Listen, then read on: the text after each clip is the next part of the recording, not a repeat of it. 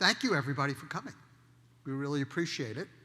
And I want you to know that you're here to celebrate 125 years with us, but I think the point is now obvious that this is the foundation and we're headed for the future.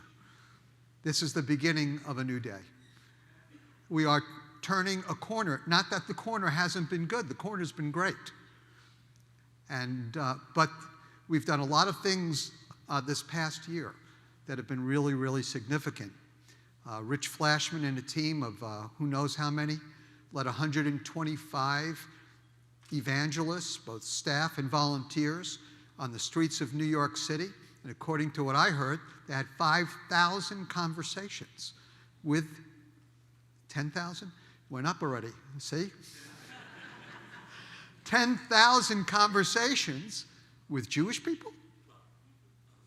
Okay, 5,000 Jews, 5,000 Gentiles. Whatever. We don't throw the fish back in. It's okay.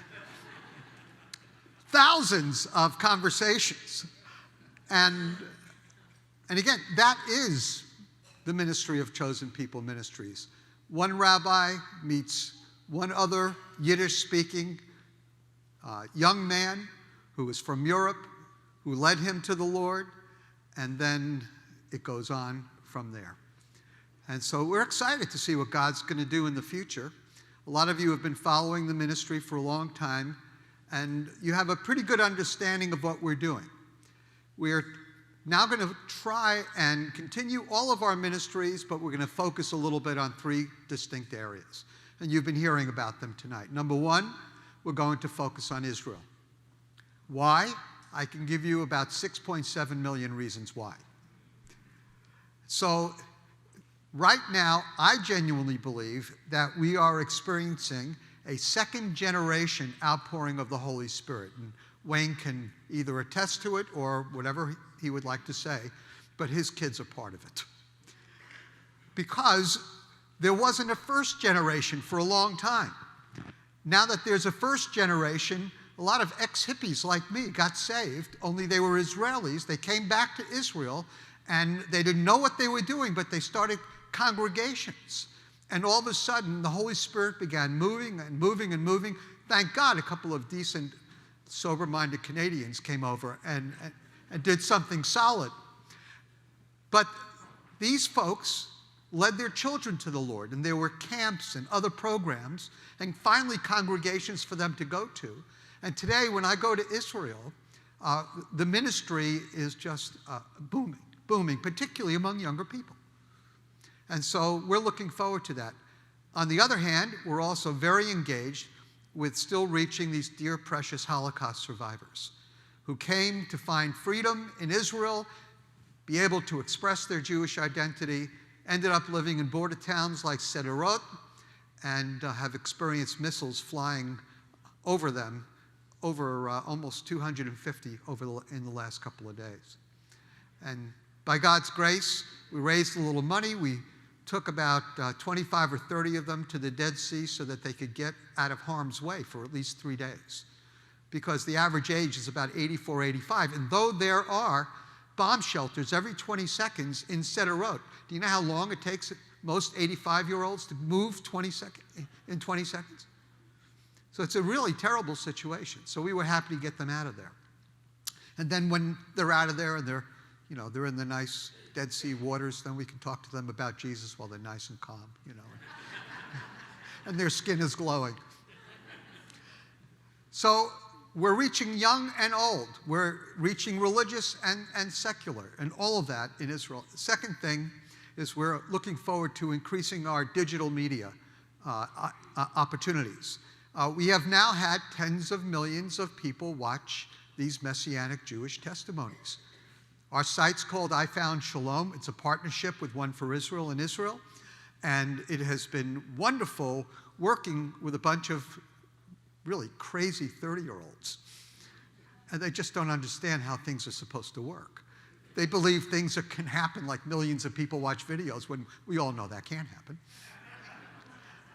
And so God has really blessed it. We're just releasing a new video-based, first-time Messianic Jewish discipleship series in English, because we've got so many people coming to us online that we really need to do something online, and we're ready to release it. So we hope that that will go well.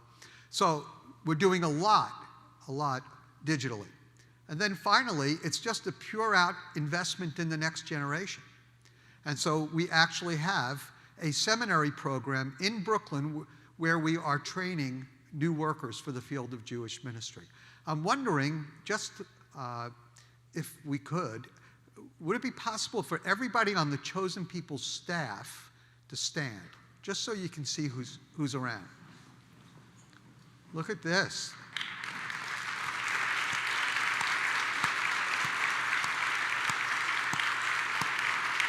Thank you. You guys ready for the future? You ready? Okay. I mean, I've loved celebrating 125 years. My favorite point of celebration are the little gold chocolate coins. Okay, and if you don't want yours, give it to Zahava. She's collecting them.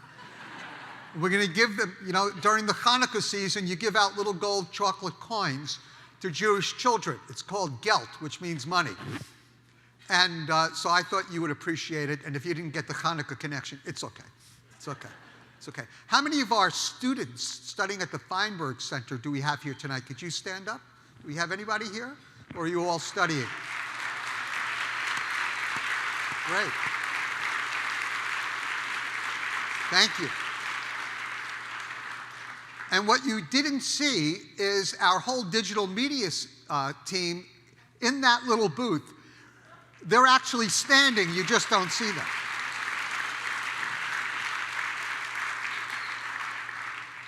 And so we're looking forward to a bright future, because the future is bright because of the promises of God. And Janet nailed it when she quoted Romans 11:25. And if you extend it all the way through, you will see that from verse 29, work your way backwards, that God is faithful to the covenants and promises that he made to Abram and the Jewish people. And part of that problem is that one day that little remnant will turn into the nation, and all Israel will be saved. But first comes the fullness of the Gentiles, so I think some of you Gentiles really need to get busy, because we're looking for the next part, if you don't mind hurrying up. And if you happen to have the email address of the last Gentile to get saved, would you send that to me? Wherever they are, I'm going to go share the gospel with them, because I want to get this thing moving. For me, everything about tonight, like with Jay, is personal. Very personal. I came to faith as a self-respecting Jewish hippie drug dealer. Okay, some of you are no longer going to support Chosen People, and honestly, I don't blame you. But I came to faith, and then almost immediately, within about 6 weeks, I was praying that God would show me or introduce me to other Jews who believe in Jesus, because I definitely thought that the drugs had gotten to me and I was going insane. And I'm not going to make a short story long or a long story short, but I was able to meet the Northern California representative for Chosen People Ministries, the American Board of Missions of the Jews. He tried to disciple me. He gave up, actually, and had me enroll at Northeastern Bible College in New Jersey. So I was discipled in Bible college. But I was there because of Chosen People Ministries. Chosen People Ministries paid my way through Bible college. And I think if Daniel Fuchs, who gave me that scholarship, when I walked into his office in Manhattan and asked him for it, if he knew that it would be me leading the mission, later on, he never would have died.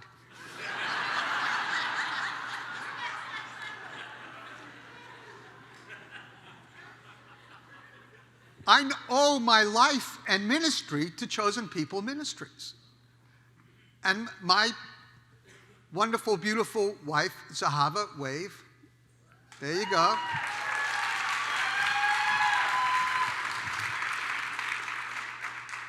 Zahava was led to the Lord by some students at an all-Jewish high school in Los Angeles. Well, basically because she really liked this cute Korean kid, right?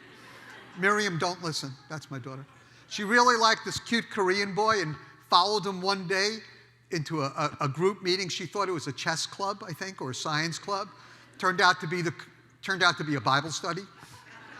And what she didn't know is that all those young people were trained on how to share the gospel with Jewish people by an American Board of Missionaries to the Jews missionary.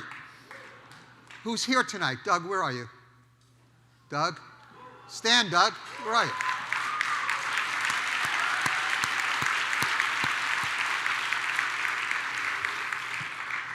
Doug is right now our oldest campus worker. I'm second. Anyway, we're very excited about what God is going to do in the future. And I'm going to ask you to pray and to support us as we venture forward.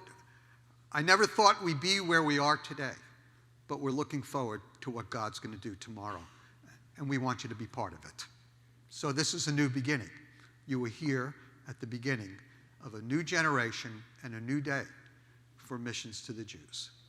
A new day with new strategies, new technologies, but the same old message that transforms lives.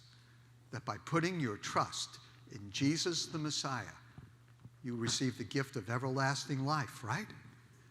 And your life on earth is totally transformed. And that's what our prayer is for our Jewish people.